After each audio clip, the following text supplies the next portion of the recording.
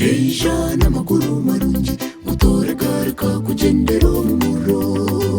torefa kure kurya gumaho obujurizi bw'ejo mu nzu yawe shemerwa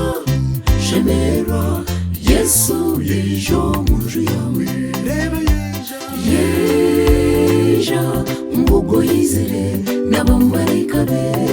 mumwakire obusinge buguma muri we yeja mbugo yizire n'abamarayika be zayoni tumwakire